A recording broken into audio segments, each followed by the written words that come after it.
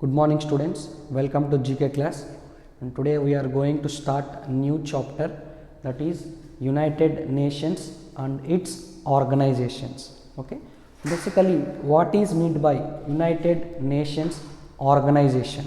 Okay, we are calling it as UNO, United Nations organizations. UNO, see here, United Nations organization. Clear? This is an international organization.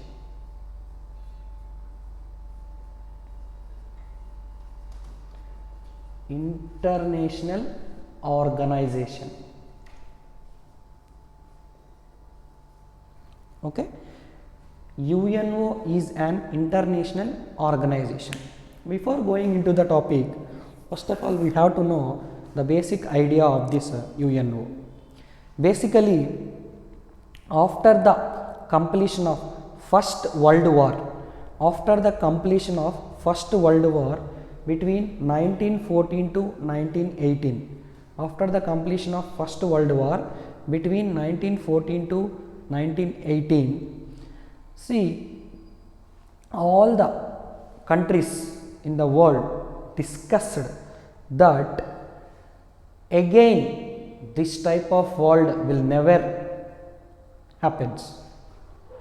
Again this type of world war will never going to be happen.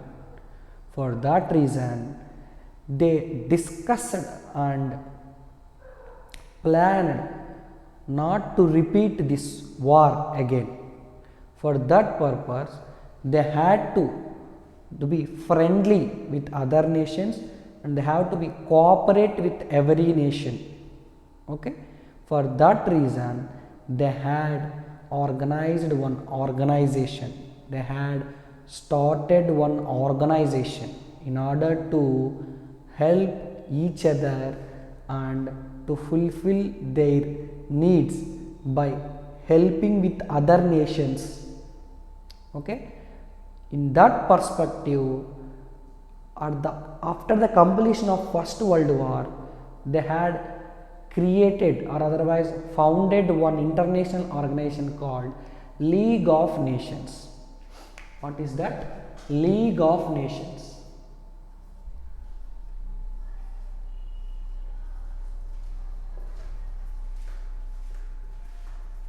Okay, League of Nations.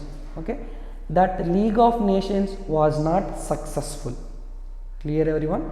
League of Nations is not successful because League of Nations is not, why League of Nations is not successful? Because there is no coordination among the countries. There is no coordination among the countries. For that reason, again the Second World War came. Again the Second World War came. So the League of Nations is failed. Okay, the failure of League of Nations happens. What is the result? Second World War came. Okay, Second World War came. In the Second World War, again the destruction of the world happens. Again in the Second World War, the destruction happens, and there is confusions and there is no clarity to any country, and because of that reasons the whole world suffered. So many lives gone and so much of property is destroyed. You see how much it is difficult for the world in order to survive and sustain. For that reason, again they need to found one organization in a perfect manner in order to not repeat these wars. Still First World War happened, Second World War happened. Okay, again Third World War will never going to happen. This is their motive. For that reason, they founded one international organization that is called United Nations Organization. See, what I am going to say is, one more time I am going to revise. What I am going to say is, first world war జరిగిన తర్వాత చాలా ఆస్తి నష్టము, ప్రాణ నష్టము జరిగింది. Okay, so many lifes gone and so much of private property was destroyed. Okay, మొత్తం చాలా వరకు ప్రాణ నష్టము, ఆస్తి నష్టము జరిగింది. మొదటి ప్రపంచ యుద్ధం 1914 నుండి 1918 వరకు జరిగిన మొదటి ప్రపంచ యుద్ధం వల్ల ఆస్తి నష్టము, ప్రాణ నష్టము జరిగింది. ఇంకొకసారి ఇలాంటి నష్టం జరగకూడదు, ఇలాంటిది ఇంకొకసారి రిపీట్ అవ్వకూడదు అనే ఉద్దేశంతో, ఇలాంటిది మరీ రిపీట్ అవ్వకూడదు అనేటువంటి ఉద్దేశంతో వాళ్ళు ఒక ఆర్గనైజేషన్ని ఏర్పాటు చేసుకొని అందరూ కలిసికట్టుగా ఉంటూ ఒకరికి ఒకరు సహాయం చేసుకుంటూ ఓకే ఉండాలా. ఖచ్చితంగా ఒక సర్టెన్ రూల్స్ అనేవి పెట్టుకోవాలా. ప్రపంచంలో ఉన్న దేశాలన్నీ కూడా ఒక సర్టెన్ రూల్స్ అండ్ రెగ్యులేషన్ని ఫాలో అవ్వాలి, అలా పెట్టుకోవాలి అనే ఉద్దేశంతో అప్పట్లో మొదటి ప్రపంచ యుద్ధం ముగిసిన తరువాత లీగ్ ఆఫ్ నేషన్స్, ఓకే, నానా జాతి సమితి అంటారు. దీన్ని ఏమంటారు? నానా జాతి సమితి. లీగ్ ఆఫ్ నేషన్స్ అంటే కొన్ని దేశాలన్నీ కలిపి ఒక సమూహంగా ఏర్పడినాయి కాబట్టి లీగ్ ఆఫ్ నేషన్స్, నానా జాతి సమితి అనేటువంటి ఒక లీగ్ ఆఫ్ నేషన్స్ అనేటువంటి ఒక ఆర్గనైజేషన్ని ఏర్పాటు చేసుకొని సర్టెన్ రూల్స్ అండ్ రెగ్యులేషన్స్ పెట్టుకున్నారు. అయినప్పటికీ కూడా ఈ దేశాల మధ్య వైరం కొనసాగుతూనే ఉంది. ఈ చాలా వరకు దేశాల మధ్య ఈ యొక్క ఎనిమీ కంట్రీస్ తర్వాత ఈ శత్రుత్వం అన్నది పెరుగుతూ పోయింది. దీని ప్రభావం చేత దీనితో ఏమైపోయిందంటే మరి రెండవ ప్రపంచ యుద్ధం కూడా వచ్చింది. Again second world war also came.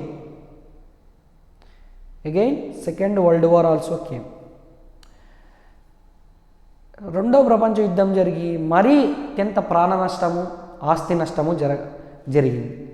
ఓకేనా, మొదటి ప్రపంచ యుద్ధం జరిగిన తర్వాత ఇలాంటిది మరీ మనకి రిపీట్ అవ్వకూడదు అనే ఉద్దేశంతో ఎప్పుడైతే లీగ్ ఆఫ్ నేషన్స్ అనేది ఏర్పాటు చేశారో, అయినప్పటికీ కూడా రెండవ ప్రపంచ యుద్ధం వచ్చింది కాబట్టి ఇది ఫెయిల్యూర్ అయిపోయింది.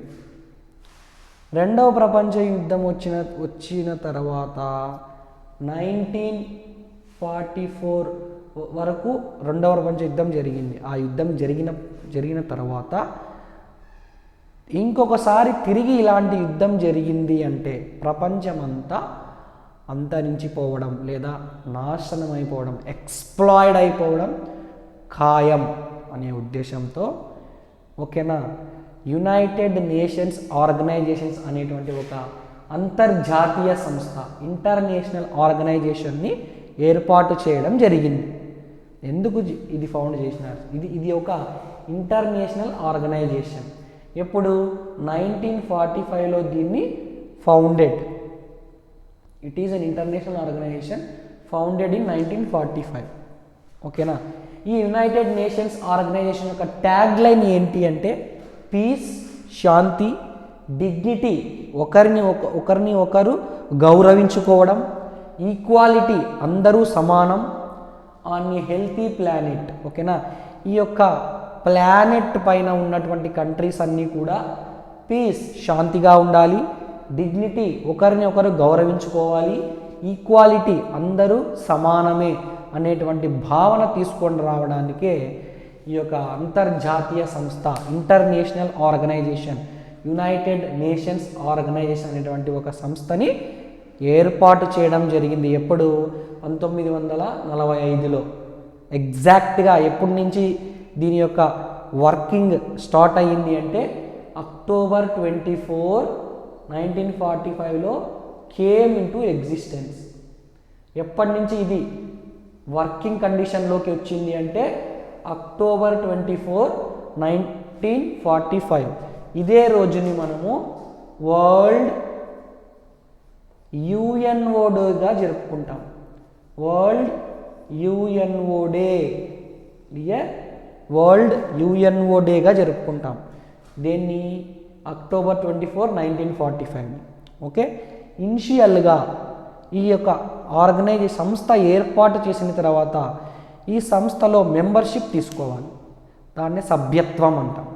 ఓకేనా, ప్రతి దేశము కూడా ఈ యొక్క ఆర్గనైజేషన్లో మెంబర్షిప్ తీసుకొని రిజిస్టర్ చేసుకొని ఆ కంట్రీ నేమ్ మెంబర్షిప్ తీసుకోవాలి. అలా తీసుకున్నటువంటి కంట్రీస్కే వేరే ఈ యుఎన్ఓలో ఉన్నటువంటి దేశాలన్నీ కూడా ఒక దేశంతో ఒక దేశానికి మధ్య సంబంధాలు ఏర్పడతాయి. ఓకేనా, అంతర్జాతీయ సంబంధాలు ఏర్పడాలి అంటే యుఎన్ఓలో ఒక సభ్యత్వము మెంబర్షిప్ అనేది తీసుకోవాలి. తీసుకొని వాళ్ళకి ఆ దేశం నుంచి ఇతర దేశాల నుంచి సహాయము అందదు, ఫ్రెండ్షిప్ కూడా ఉండదు. ఇప్పట్లో ఒకరిని ఒకరు సహాయం చేసుకోకపోతే ఆ దేశాల పరిస్థితి ఎలా ఉంటుందో చెప్పాల్సిన అవసరం లేదు. చాలా క్రిటికల్ కండిషన్స్ ఫేస్ చేయాల్సి వస్తుంది ఒక దేశం ఇంకొక దేశంతో ఫ్రెండ్లీ రిలేషన్స్ మెయింటైన్ చేయకపోతే. ఎక్స్పోర్ట్స్ ఇంపోర్ట్స్ అన్నీ ఏవి ఆ కంట్రీ, ఇప్పుడు ఫర్ ఎగ్జాంపుల్ ఒక దేశం ఏదన్నా యుఎన్ఓలో మెంబర్షిప్ తీసుకోలేదు, రిమైనింగ్ కంట్రీస్ అన్నీ అందులో మెంబర్స్గా ఉన్నాయి. ఏ కంట్రీ అయితే మెంబర్షిప్ తీసుకోలేదో ఆ కంట్రీకి ఆ మిగతా దేశాలన్నీ కూడా ఏ విధంగా సహాయపడవు, రిలేషన్స్ ఉండవు. అప్పుడు ఎక్స్పోర్ట్స్ ఇంపోర్ట్స్ ఉండవు, రెవెన్యూ జనరేట్ అవ్వదు. ఓకేనా, అప్పుడు ఎలాగా ఈ దేశం అనేది మనగలుగుతుంది? That's very difficult. That's why it's compulsory to take membership and to maintain friendly relations with other countries. Okay, ఈ విధంగా మొట్టమొదటిగా అది ఏర్పాటు చేసినప్పుడు ఇనిషియల్గా 51 కంట్రీస్ అందులో జాయిన్ అయ్యాయి. టోటల్ 51 కంట్రీస్ జాయిన్ అవ్వడం జరిగింది ఇందులో ఈ యొక్క ఆర్గనైజేషన్. ఓకేనా, అదేవిధంగా ఈ యుఎన్ఓ యొక్క హెడ్ క్వార్టర్ న్యూయార్క్లో ఉంది. ఎక్కడ ఉంది? న్యూయార్క్లో ఉంది. Where is the head quarter of UNO? న్యూయార్క్లో ఉంది. అదేవిధంగా ఈ యునైటెడ్ నేషన్స్ ఆర్గనైజేషన్స్ యొక్క అఫీషియల్ లాంగ్వేజెస్ ఏవేవి అంటే official languages Arabic, English, French, Chinese, Spanish, Russian, ఇవన్నీ కూడా official languages. Arabic, English, French, Chinese, Spanish, Russian, ఇవన్నీ కూడా వీటన్నిటిని ఇది అఫీషియల్ లాంగ్వేజ్గా డిక్లేర్ చేసుకుంది అనమాట. ఆ యుఎన్ఓ అన్నది ఈ లాంగ్వేజ్ని అఫీషియల్గా డిక్లేర్ చేసుకుంది. ఓకేనా, ఎక్కువ మంది మాట్లాడే భాష. తర్వాత ప్రజెంట్ టోటల్ ఈ యుఎన్ఓలో 193 మెంబర్స్ ఉన్నాయి. ఓకేనా, ఇనిషియల్గా 51 కంట్రీస్ మాత్రమే ఉన్నాయి. ఆ 51 కంట్రీస్లో మన ఇండియా కూడా ఉంది. ప్రజెంట్ 193 మెంబర్స్ ఉన్నారు. అంటే 193 నేషన్స్ యుఎన్ఓలో సభ్యత్వం తీసుకుంది, మెంబర్షిప్ తీసుకుంది. ఓకేనా, లేటెస్ట్గా ఎవరు తీసుకున్నారంటే సౌత్ సూడాన్ అనేటువంటి కంట్రీ రీసెంట్గా మెంబర్షిప్ తీసుకోవడం జరిగింది. టోటల్గా ప్రజెంట్ 193 మెంబర్స్ ఉన్నారు. అంటే 193 నేషన్స్ ఉన్నాయి యుఎన్ఓ కింద. యునైటెడ్ నేషన్స్ ఆర్గనైజేషన్, అంతర్జాతీయ సంస్థ అయినటువంటి ఐక్యరాజ్య సమితి కింద ప్రజెంట్ 193 మెంబర్స్, అంటే 193 నేషన్స్ మెంబర్స్గా ఉన్నారు. Clear everyone? Then coming to ఈ యుఎన్ఓ యొక్క ప్రెజెంట్ సెక్రటరీ జనరల్ ఎవరు అంటే యునైటెడ్ నేషన్స్ ఆర్గనైజేషన్ యొక్క ప్రెజెంట్ సెక్రటరీ జనరల్ ఎవరు అంటే ఆంటోనియో గుటేరియస్. ఇతను పోర్చుగీస్కి సంబంధించిన అతను. Antonio Guterres present secretary general ఎవరు? యుఎన్ఓ యొక్క ప్రెజెంట్ సెక్రటరీ జనరల్ ఎవరు అంటే Antonio Guterres. He belongs to Portugal. Then అవును సార్, దీని ఆబ్జెక్టివ్ ఏంటి? ఏర్పాటు చేశారు, ఐక్యరాజ్య సమితి అనే దాన్ని ఏర్పాటు చేశారు. యునైటెడ్ నేషన్స్ ఆర్గనైజేషన్స్ పేర్లోనే ఉంది మనకి. యునైటెడ్ కలిసికట్టుగా ఉండడం, ఏవి? నేషన్స్ దేశాలన్నీ కలిసికట్టుగా ఉండేటువంటి ఒక సంస్థ. ఐక్య రాజ్య సమితి. Clear everyone? సమూహం. రైట్. దీని ఆబ్జెక్టివ్స్ ఏమంటే మెయిన్ మోస్ట్ ఇంపార్టెంట్ ఆబ్జెక్టివ్ ఏంటంటే ఇంటర్నేషనల్ పీస్ అండ్ సెక్యూరిటీ. ఈ ఐక్యరాజ్య సమితి అనేది ప్రపంచ దేశాలన్నిటికీ కూడా ప్రపంచవ్యాప్తంగా శాంతిని, పీస్, సెక్యూరిటీ, భద్రతని ఏర్పాటు చేస్తుంది. దీనికంటూ సపరేట్ ఒక ఈ సెక్యూరిటీ కౌన్సిల్ అనేది ఒకటి ఉంటుంది. దాని ద్వారా అన్ని దేశాలకి సెక్యూరిటీని కలిగిస్తుంది. International peace and security. అదేవిధంగా developing friendly relations among nations, దేశాల మధ్య యొక్క ఫ్రెండ్లీ రిలేషన్స్ని ఏర్పాటు చేస్తుంది. ఏది? యుఎన్ఓ. దేశాలకి మధ్య ఒక స్నేహపూరితమైనటువంటి ఒక బంధాన్ని, ఫ్రెండ్లీ రిలేషన్షిప్ని ఏర్పాటు చేయడం జరుగుతుంది యుఎన్ఓ. అదేవిధంగా promoting social progress, better living standards. ఓకేనా, సాంఘికంగా సోషల్గా వాళ్ళని వెల్ఫేర్ అంటే ప్రతి ఒక్క కంట్రీ వెల్ఫేర్గా ఉండాలి, దాని యొక్క బాగు గురించి ఆలోచిస్తుంది. అదేవిధంగా బెటర్ లివింగ్ స్టాండర్డ్స్, ప్రతి ఒక్క దేశంలో ప్రజలు అత్యంత విలువైనటువంటి జీవితాన్ని గడుపుతున్నారా లేదా, మంచి విద్య, మంచి ఆరోగ్యం, ఓకే, మంచి విద్య, మంచి ఆరోగ్యం, మంచి ఈ యొక్క స్టాండర్డ్ ఆఫ్ లివింగ్ ప్రమాణాలు, ఓకేనా, వాళ్ళు ఎలా జీవిస్తున్నారు, వాళ్ళ స్టాండర్డ్స్ ఎలా ఉన్నాయి, ఇవన్నీ కూడా యునైటెడ్ నేషన్స్ ఆర్గనైజేషన్ గమనిస్తూ ఉంటుంది. అదేవిధంగా హ్యూమన్ రైట్స్, ప్రతి పౌరుడికి హక్కులు ఉండాలి, వారి హక్కులు వాళ్ళకి ఉంటున్నాయా లేదా. ప్రతి ఒక్క దేశంలోనూ మంచి విద్య, మంచి వైద్యం, క్లియర్, ఓకేనా, మంచి విద్య అంటే గుడ్ ఎడ్యుకేషన్, మంచి వైద్యం, గుడ్ హెల్త్ అండ్ అదేవిధంగా బెటర్ లివింగ్ స్టాండర్డ్స్, అత్యంత అంటే వే ఆఫ్ లివింగ్ స్టాండర్డ్స్. పూర్గా ఉన్న వాళ్ళని వాళ్ళ యొక్క కండిషన్ నుంచి మంచి వైపుకి, లేదా వాళ్ళ యొక్క వే ఆఫ్ లివింగ్, వాళ్ళ యొక్క జీవన ప్రమాణం ఎలా పెరగాలి అంటే నథింగ్ బట్ ఎకానమీ పెరిగితే వాళ్ళ లివింగ్ స్టాండర్డ్ పెరుగుతుంది. అంటే ఆదాయం పెరిగేలాగా చేయాలి ప్రతి ఒక్కరికి. ప్రతి ఒక్కరు వర్కింగ్ కండిషన్లో ఉండాలి. దట్ మీన్స్ మంచి విద్య, మంచి వైద్యం ఎప్పుడైతే అందిస్తామో ప్రతి ఒక్కరికి మంచి లివింగ్ స్టాండర్డ్స్ వస్తాయి. అదేవిధంగా ప్రతి ఒక్కరికి హ్యూమన్ రైట్స్, వారి యొక్క హక్కుల్ని కాపాడడం, ఇదే యుఎన్ఓ చేసేటువంటి పనులు. ఇవి దాని యొక్క మోటో ఆబ్జెక్టివ్స్. ఏమేమి? ఇంటర్నేషనల్ పీస్ అండ్ సెక్యూరిటీ, అంతర్జాతీయంగా శాంతిని, భద్రతని కల్పించడం. Developing friendly relations among nations, దేశాలకి మధ్యలో ఫ్రెండ్లీ రిలేషన్స్ని ఏర్పాటు చేయడం. అదేవిధంగా సాంఘికంగా ప్రోగ్రెస్, ఓకేనా, సొసైటీలో బతుకుతున్నటువంటి హ్యూమన్ బీయింగ్స్ ప్రతి ఒక్క దేశంలోనూ, ఓకేనా, పైకి ఎదిగేలాగా చూడడం. మంచి విద్యా వైద్యాన్ని అందించి, ఓకేనా, మంచి విద్య, మంచి వైద్యం, ఉండడానికి ఇల్లు, ఓకేనా, మంచి ప్రామాణిక విలువలతో కూడినటువంటి జీవితం, ప్రతి ఒక్కరికి హక్కులు, ఇవన్నీ కూడా యుఎన్ఓ యొక్క ఆబ్జెక్టివ్స్. Clear everyone? ఇది యుఎన్ఓ గురించి. తర్వాత ఈ యుఎన్ఓకి కొన్ని ఆర్గాన్స్ ఉన్నాయి, ఓకేనా. ఈ పనులన్నీ చేయడానికి ఈ యొక్క ఆర్గాన్స్, అంగాలు అంటారు, ఓకేనా. ఈ ఆర్గాన్స్ ఏవేవి అంటే జనరల్ అసెంబ్లీ, ఓకేనా, United Nations security council, okay, security council, economic and social council, okay, then secretariat, international court of justice. Okay, ఈ జనరల్ అసెంబ్లీ అనేది ఏం చేస్తుందంటే, ఓకేనా, ఈ జనరల్ అసెంబ్లీలో అన్ని దేశాలు మెంబర్స్గా ఉంటాయి. ఓకే, అన్ని దేశాలు మెంబర్స్గా ఉంటాయి.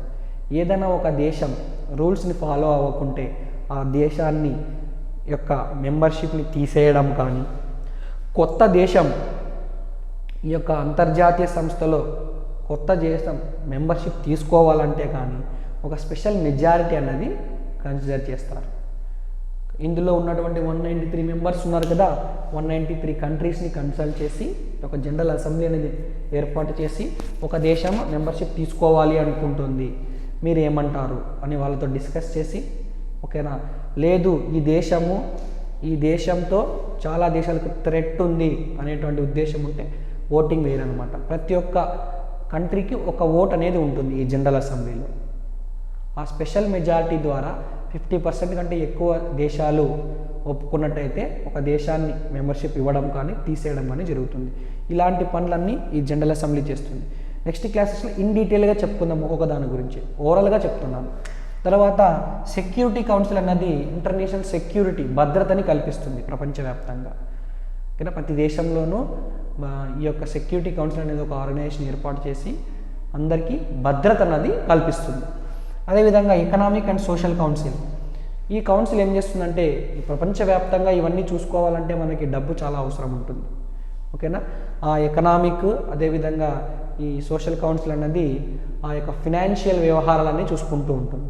అదేవిధంగా సెక్రటేరియట్, మిగిలిన ఆర్గాన్స్ అసెంబ్లీ కానీ, సెక్యూరిటీ కౌన్సిల్ కానీ, ఎకనామిక్ అండ్ సోషల్ కౌన్సిల్ కానీ, ఇంటర్నేషనల్ కోర్ట్ ఆఫ్ జస్టిస్, ఇవన్నీ ప్రతిరోజు ఏమేం చేయాలి, డే టు డే యాక్టివిటీస్ అన్నీ కూడా ఎవరు చెప్పినట్టు చేయాలి అంటే సెక్రటేరియట్ అనేది అరేంజ్ చేస్తుంది.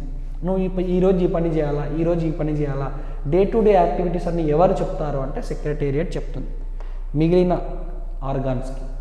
అదేవిధంగా ఇంటర్నేషనల్ కోర్ట్ ఆఫ్ జస్టిస్ ఏం చేస్తుందంటే మన దేశంలో, ఓకేనా, రాష్ట్రాల మధ్య కానీ ఏదన్నా డిస్ప్యూట్స్ వచ్చినప్పుడు సుప్రీం కోర్ట్ ఆఫ్ ఇండియా అనేటువంటి అత్యంత న్యాయస్థానం, ఆ న్యాయస్థానానికి వెళ్ళి ఈ డిస్ప్యూట్స్ని మనము న్యాయస్థానం ముందు వివరిస్తే అది డిస్ప్యూట్స్ని రెండు రాష్ట్రాల మధ్య ఉన్నటువంటి అపోహల్ని తర్వాత కలహాల్ని తీసేస్తుంది. ఓకేనా, ఏది కోర్ట్ ఆఫ్ జస్టిస్ అన్నది. మరి ఇంటర్నేషనల్ కోర్ట్ ఆఫ్ జస్టిస్ ఏం చేస్తుందంటే దేశాలకి మధ్య వచ్చినటువంటి ఏమైనా లీగల్ ప్రాబ్లమ్స్ కానీ డిస్ప్యూట్స్ని కానీ ఇది సంస్కరిస్తుందన్నమాట. అబ్జర్వ్ చేసి ఏ దేశం న్యాయంగా ఉంది, ఏది అన్యాయంగా ఉంది, ఈ యొక్క జడ్జిమెంట్స్ ఇవన్నీ కూడా ఇంటర్నేషనల్ కోర్ట్ ఆఫ్ జస్టిస్ చూసుకుంటుంది. దేశాలకి మధ్య ప్రాబ్లమ్స్ వచ్చినప్పుడు ఏది సాల్వ్ చేస్తుంది అంటే ఇంటర్నేషనల్ కోర్ట్ ఆఫ్ జస్టిస్ అనేది సాల్వ్ చేస్తుంది. ఈ విధంగా మనకు 5 ఆర్గాన్స్ ఉన్నాయి. ఎందులో యునైటెడ్ నేషన్స్ ఆర్గనైజేషన్స్లో. బాగా గుర్తుపెట్టుకోండి, ఇది ఒక అంతర్జాతీయ సంస్థ. ప్రపంచవ్యాప్తంగా శాంతిని అదేవిధంగా భద్రతను కల్పించడానికి ఈ యొక్క సంస్థ అన్నది 1945లో ఏర్పాటు చేయడం జరిగింది. ఓకేనా, అదేవిధంగా ఈ చాప్టర్ నుంచి కంపల్సరీగా మనకి వన్ క్వశ్చన్ అనేది వస్తుంది. Compulsory 1 question.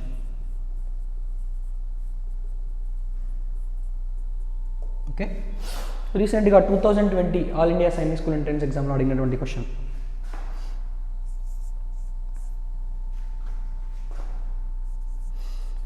Who is the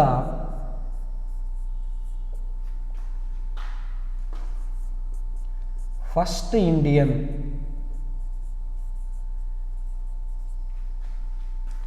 to become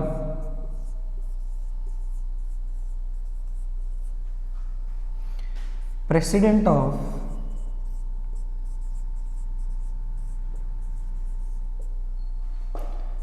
United Nations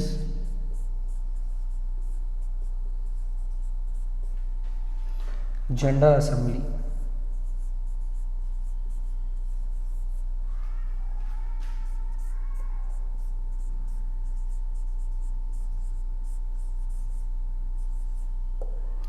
ఇది మీకు 2020లో ఈ చాప్టర్ నుంచి అడిగినటువంటి క్వశ్చన్. ఓకేనా, చాలా ఈజీ.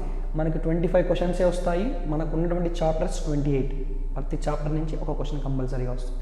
మీరు ఖచ్చితంగా ఏ చాప్టర్ని వదిలిపెట్టడానికి లేదు. ప్రతి ఒక్క చాప్టర్ మీరు తరోగా ఉంటేనే ఆ చాప్టర్ నుంచి వచ్చే క్వశ్చన్ మీరు అటెంప్ట్ చేయగలరు. క్లియర్? చూడండి, జనరల్ అసెంబ్లీ అని చెప్పుకున్నాం కదా. ఈ జనరల్ అసెంబ్లీ యొక్క ఫస్ట్ ఇండియన్ ప్రెసిడెంట్ ఎవరు, ఒక భారతీయుడు ఇండియాకి సంబంధించిన వ్యక్తి ఈ జనరల్ అసెంబ్లీకి ఎవరు ప్రెసిడెంట్గా అయ్యారు అనేది మనకు క్వశ్చన్ అడిగారు అనమాట. ఎవరంటే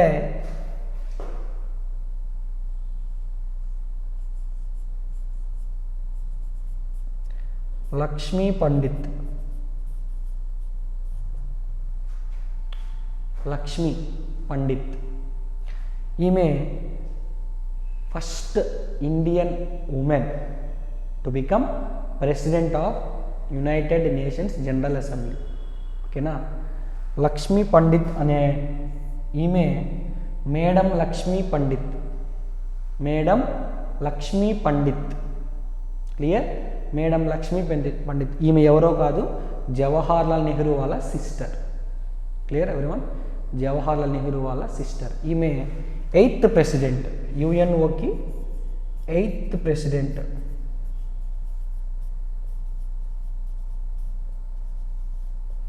eighth president of UN general assembly. United Nations general అసెంబ్లీకి ఈమె 8th ప్రెసిడెంట్ అనమాట. Clear everyone? United Nations general అసెంబ్లీకి ఈమె 8th ప్రెసిడెంట్గా వర్క్ చేసింది. ఇలాంటి క్వశ్చన్స్ అడుగుతూ ఉంటారు. మనం కరెంట్ అఫైర్స్తో లింక్ చేసుకొని ఓకేనా నెక్స్ట్ క్లాసెస్లో ఈచ్ ఆర్గాన్ గురించి డిస్కస్ చేద్దాం. Okay, this is about today's class, just introduction and about the objectives and organs. We will go into the topic, each topic, okay, in detail in our next classes. Okay, thank you very much, have a nice day, take care. Okay, don't forget, please pause this video and write down the information. Thank you so much.